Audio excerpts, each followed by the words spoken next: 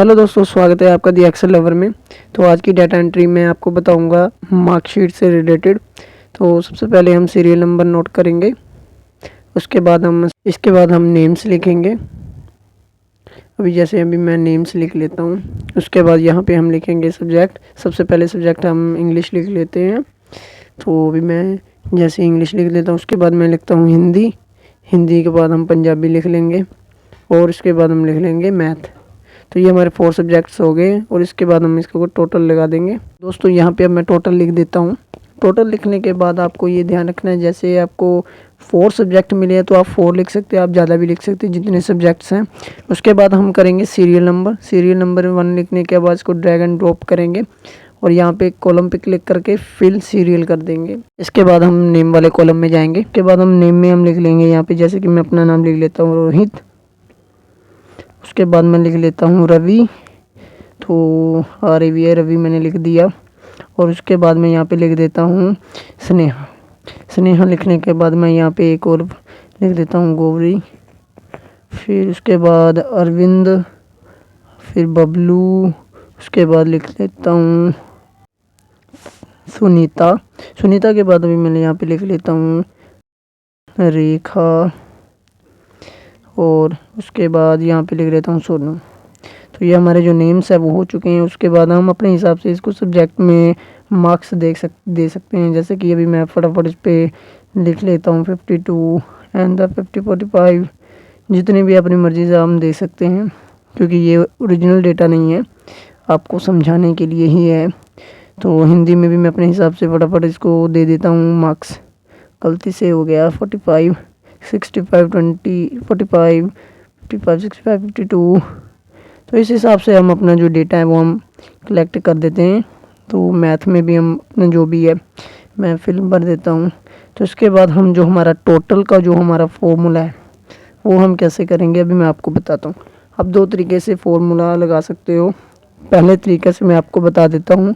सबसे पहले आपको क्या करना है, इज इक्वल टू, जो भी हमारा जो फॉर्मूला, जब भी हम कोई फॉर्मूला यूज़ करते हो इज इक्वल टू से शुरू होता है। इज इक्वल टू सम के बाद टैब यूज़ कर लेंगे और उसके बाद मैं क्या करूँगा C2 प्लस भी लगा सकते हैं हम। तो जैसे कि मैं C2 प्लस लगाऊंगा अभी। उसके बाद हमारा जो हिंदी है वो कहाँ पे है, D पे है। तो हम क्या करेंगे D2 लगा देंगे। उसके बाद हमारा जो 3rd सब्जेक्ट है वो है E2। उसके बाद जो हमारा मैथ का सब्जेक्ट है 4th वो है F2। तो हम एंटर करेंगे। एंटर करने के बाद जो हमारे सब्जेक्ट्स हैं उसकी जो एडिंग है वो हो चुकी है, आप देख सकते हैं। तो इसे जैसे मैं ड्रैग एंड ड्रॉप कर देता हूँ, डबल टैप करता हूँ, जो हमारे सभी फॉर्मूला जो है उसमें फॉर्मूलाज लग चुके हैं। एक और ट्रिक मैं अभी आपको बताता हूँ, उस ट्रिक से भी आप जो हमारा सम का फॉर्मूला वो लगा सकते हैं। इसको मैं सबसे पहले डिलीट कर देता हूँ। अभी जो मैंने अपने फॉर्मूलाज लगाए थे उसको मैंने डिलीट कर दिया। अब मैं दोबारा इज इक्वल टू लगाऊंगा। तो अभी यहाँ पे मैं लगाऊंगा इज इक्वल टू और उसके बाद मैं क्या करूँगा, सम लगाऊंगा। सम के बाद मैं टैब करूँगा। उसके बाद मैं क्या करूँगा, C2 के बाद मैं लगाऊंगा यहाँ। टैब के बाद हम C2 करेंगे और C2 के बाद हम शिफ्ट के साथ क्लोन दबाएंगे। क्लोन साइन के बाद हम करेंगे F2 और जैसे ही हम F2 प्रेस करेंगे उसके बाद हम एंटर करेंगे।